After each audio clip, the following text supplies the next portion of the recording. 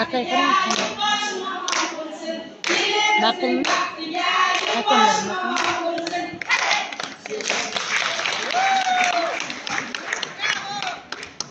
Azizlarimiz iltimos qilib o'tamiz alohida hurmatli ishtirokchilar.